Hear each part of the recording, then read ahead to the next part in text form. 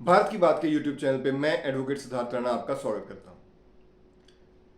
दोस्तों 1962 1962 की चाइना की जो लड़ाई थी उसको हारने के बाद वो नेहरू जी के लिए इतना बड़ा झटका था कि नेहरू जी कभी उससे उभर ही नहीं पाए, कभी निकल नहीं पाए। उन उस लड़ाई ने, उस विश्वासघात ने जो नेहरू जी के साथ हुआ, क्योंकि वो चाइना को अपना दोस्त मानते थे, हिंदी चीनी भाई भाई का नारा दिया था, उस विश्वासघात के बाद वो अंदर से इतने ज़्यादा कमज़ोर हो गए, टूट गए और दोस्तों 27 मई 1964 को नेहरू जी इस दुनिया को छोड़ के सदा सदा के लिए चले गए।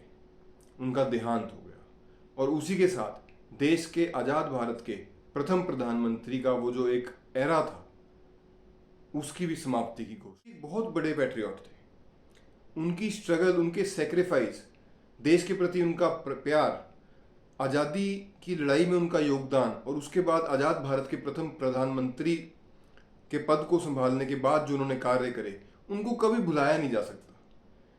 दोस्तों गांधी जी के वो बहुत प्रिय थे और उसी करके गांधी जी ने सारी कांग्रेस के मत के विपरीत जाकर उनको प्रधानमंत्री बनाया।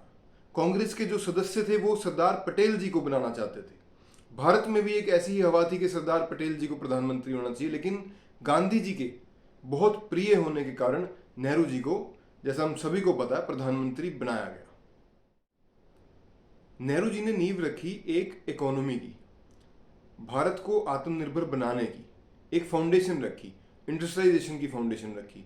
लेकिन ये बात भी सत्य है कि नेहरू जी ने सोवियत यूनियन के प्रेशर में आके या कहीं उनके प्रभाव में आके एक डॉक्ट्राइन लाइसेंस कोटा परमिट राज सिस्टम भी लगा, उसकी भी नींव रखने के लिए वो जिम्मेवार है, जिसने कि भारत की प्राइवेट एंटरशिप को, एंटरप्रेन्योर्स को बहुत ज़्यादा बेड़ियों में जकड़ के रखा। भारत की डेमोक्रेसी को स्ट्रेंथन करने में नेहरू जी का बहुत बड़ा योगदान रहा। लेकिन नेहरू जी के अंदर एक ऐसा भाव था जो अपने एंटाइटलमेंट की जो एक फीलिंग थी वो नेहरू जी में बहुत ज़्यादा थी। वो अपने आप को बाकी लोगों से ऊपर समझते थे, श्रेष्ठ समझते थे। और उनके जो साथी, जो उनके साथ काम करने वाले या जो उनके दूसरे विपक्षी दलों के भी जो लोग थे, कोई भी जो नेहरू जी को नापसंद था, उससे एक नेहरू जी बड़ा ही गुस्से का रिश्ता सा बना लेते थे और एक दूरी भी बना के रखते थे। इसका बहुत बड़ा उदाहरण थे डॉक्टर राजेंद्र प्रसाद, जो देश के फर्स्ट प्रेसिडेंट रहे। वो हम सब ने देखा कि नेहरू जी और उनका जो, नेहरू जी ने कभी भी उनकी एज अ प्रेसिडेंट भी उनकी बहुत ज़्यादा जो रिस्पेक्ट होनी चाहिए थी वो नेहरू जी ने उनको कभी दी नहीं।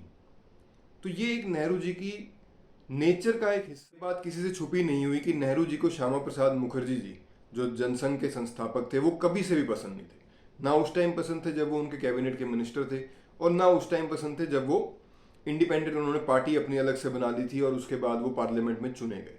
उसका वैसे तो अलग अलग बहुत सारे कारण थे, लेकिन एक जो कारण था वो था कि श्यामा प्रसाद मुखर्जी जी जो थे वो पार्लियामेंट के उन वक्ताओं में से थे जिन्हें सुनना सारे सांसद जितने वहां पे थे वो उनको पिन ड्रॉप साइलेंस में सुना करते थे।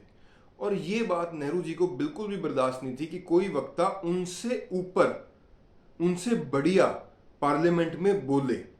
और इसी का नतीजा था, एक बार नेहरू जी ने पार्लियामेंट में कहा that I will crush Jana Sangh, और इसके जवाब में डॉक्टर मुखर्जी जी ने उनको कहा था that I will crush the mentality of crushing of the prime minister. साथियों, नेहरू जी को दोनों तरीके से याद किया जाना चाहिए, उनकी अच्छाइयों के लिए भी, देश के प्रथम प्रधानमंत्री के तौर पे भी, लेकिन साथ ही जो कुछ कमियां भी थी वो भी हमें कभी भुलानी नहीं चाहिए। जैसे 1948, 1962 चाइना का जो एग्रेशन था, उन इन दोनों को हैंडल करने का उनका जो तरीका था वो कोई बहुत ज़्यादा काबिल तारीफ नहीं था। साथ ही जो कश्मीर वाला मुद्दा था, कश्मीर का मुद्दा नेहरू जी ने ऐसा उलझा दिया था कि वो अभी तक भी पूरी तरीके से जबकि आर्टिकल भी हट चुका है, अब जाके कहीं आप कह सकते हो कि 99% वो सॉल्व हो गया। बचा कुचा जो रह गया वो भी आने वाले टाइम में सॉल्व हो जाएगा। लेकिन आप ये देखिए कि इतना लंबा समय जस्ट उनकी उस तरीके को उसने मतलब जो वो प्रॉब्लम थी उसको हैंडल करने के तरीके करके हमें इतना लंबा समय लगा एक छोटे से मैटर को सॉल्व करने में। तो ये था आज का वीडियो। आपको ये वीडियो कैसा लगा कमेंट बॉक्स में ज़रूर बताइएगा। और जो मेरे साथी इस चैनल में नए हैं, चैनल को सब्सक्राइब करें, शेयर करें, लाइक करें। आपका बहुत बहुत धन्यवाद। भारत माता की जय। वंदे मातरम।